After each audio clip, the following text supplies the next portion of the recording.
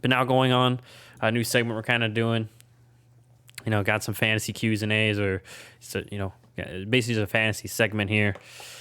Some guys that maybe we feel you should start, sit out. We don't have an exact name for this segment, but some buy low, sell high candidates. John, I know you probably got some, so I'll throw it to you, man. Who you riding or who you dying with? Well, real quick, I actually want to start it with some week one starts and sits. This is one that I actually have in one of my own leagues, and it's something that I'm still toiling with, and I probably will be all the way up until Thursday. And I've actually seen it online on Twitter as well. I have both Dak Prescott and Matthew Stafford. And so two solid quarterbacks, but they are playing good defenses. I think overall Dak probably is in the higher scoring level offense with the weapons they do have, but I think they're also playing the tougher defense of the two. And so it's I want to know your opinion because, like I said, I'm sitting here struggling with it. Currently, I still have Dak sitting in my starting lineup, but that might just be the Cowboys fan in me. If you had to pick one of the two, who would you take? So I'm just talking out loud. Right. What I worry about is first I thought Stafford, but what I worry about is if that game gets out of hand, then maybe Stafford doesn't do as much. They get up 2 scores. It's conservative time because I feel like with Dak at least, that they're behind, that they're likely to be behind, and that they'll be throwing a lot. And there's nothing better in fantasy than garbage time. Garbage time is so. Oof. And just to add on to that, I think it could be a tough game for Zeke, which once again means more throwing because, I mean, if you're going to test any part of this defense, although their secondary did have some really shining moments in last year's playoffs, I think that's still the spot you'd rather test as opposed to the front seven that they do have with, Devin White and Levante David and all those guys. Yeah, I'd go with Dak. I feel like in a way it's just safer because, like I said, he's going to be throwing more. But with the luck of the podcast, it's Matthew Stafford's just going to keep throwing the ball, and Sean McVay's just going to let him pour it on, and he's going to have a crazy week. But I'd go with, if it was me, I would go with Dak. But I am with you. It's a tough one, tough one to go with. So you're not alone there. I'm trying to pull up one of mine because I had a question. Yeah, I remember you saying you had one. It was receiver. Sorry, let me pull this up. So here's the scenario. I'm in a league where it's 2 receivers, 2 flexes. Okay. So there's 4 potential spots. One is Tyler Lockett. I'm locking that in. I'm not worried about Lockett because he's playing indie defense. Yep. The other 3 spots. So I want Jarvis Landry right now is my second receiver, and then the first flex spot is Michael Gallup. Second is Chase Claypool. But I do have on my bench Gabriel Davis and Javonte Williams. Once again, I was nervous about Javonte because, Denver defense, or he's playing the Giants, solid D-line, could be splitting time, especially at first with not Derrick Henry. Gosh, he wouldn't do that. Melvin Gordon. And then so that's what scared me about him. And then Gabriel Davis, I kind of want to play. I think I'm playing him in another league. But, I'm just a lot of uncertainty because, Claypool, we've mentioned before, a lot of mouths to feed in that offense, and they might want to run the ball more, so you might have even less opportunities.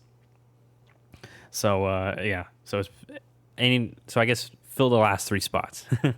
All right. Well, can you repeat the names to me? So Jarvis Landry, Michael Gallup, Chase Claypool.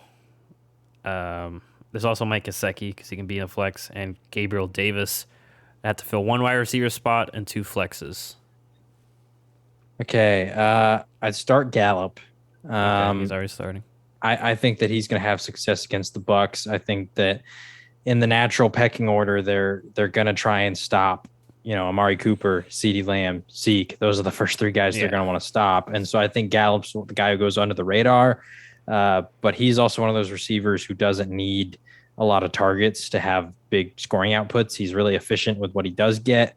And I fully expect there to be a 30, 40, 50-yard catch by Gallup at some point in this game. And so basically I think his floor is like at least 6 or 7 points, but I absolutely think he could get a touchdown in this game too, because like I said, I think it's going to be tough for Zeke to score. And so I could see Gallup getting a long one. So Remind me the other names: Mike So Gesicki, Chase Claypool, Jarvis Landry Jarvis Landry. and Gabriel Davis. Gabriel, if you need to know the matchup, let me know. I know that Gabriel Davis is playing Pittsburgh, and that just feels a little tough. But still, It's it's like, questionable secondary. They're going to try and yeah, take away Stephon Diggs. That could lead to some double teams over there. I wouldn't start Gesicki. Tight ends are yeah. just weird. Gesicki's on my bench right now. Right now, I'm just starting Claypool because I feel like he was a bigger boomer bust option. Yeah, I wouldn't start Gesicki because tight ends are weird. And, once again, And even it's though New we, England too. I think they're gonna know that yeah, he's one of the few established favorite targets of Tua right. to make an effort to take him away. Yeah, and even though we both took Miami to cover, like Bill Belichick's, he's still, like I said, his record's absurd against young quarterbacks, and so I don't expect Tua to have an amazing game. Although I think it should be okay, but yeah, I wouldn't go Gesicki. I think I'd probably keep Claypool in there just because Okay. you got to think about the Bills secondary, like Tre'Davious White. Who's he going to guard? We don't know. It could be just whoever Deontay, lines up. Juju, yeah. Yeah, it could just be whoever lines up against him. But I think that I don't know that that one breakout game that Claypool had where they were like getting him involved, came to like That screen was passes in the end that was zone, a stuff like beautiful that. game. I was like, man, this is the start at the beginning, and then they didn't do it anymore. Yeah, so I'm gonna go with my gut and say that they do that a little bit more this game because I think they do want to get Claypool a little bit more involved. Also, like I said, I don't feel confident in Gasecki. Oh, and then the other flex spot, Jarvis Landry's I feel like he has a interesting. higher floor because he's going to get probably like 5 receptions for 50 yards. That's just Jarvis Landry. Yeah, he's So interesting because they play Kansas City too, who's not they're not an amazing defense. They have some solid pieces, but not amazing. Odell's there. They got to worry about the run game. So Jarvis, sort of like Gallup, can kind of go under the radar. They're probably going to be playing from behind. And I wouldn't be surprised if they get to a point in the second half where they might have to abandon the run game a little bit because Kansas City scores so fast. I feel more confident about him than I do okay, Javante Williams. yeah, that's what my So, thought process. I mean, I like Javante, but week one, Melvin Gordon's still a threat to just take a lot of snaps. They play the Giants. Yeah, I think I'd probably go Jarvis, but man, It's a tough one. that's tough. That was Yeah. that's a tough quandary I'm in, but yeah, I think okay. So we had a similar thought process there. I mean, to throw in, there's also Paris Campbell, but I'm not trusting him enough to throw him in yet, even though he does have a favorable matchup against Indy. But otherwise, yeah, I think that's the main one I had. Yeah. Okay. So I just want to that's what we'll do for some of the starts of the week. I think we can get more in depth to that when it comes to later weeks as we kind of get more established of who's doing well in fantasy, and get more in depth in matchups, and then we can also start talking about starts and sits when it comes to guys who are on bye weeks and how to replace them. But obviously, it's week one, so there's just a lot of uncertainty.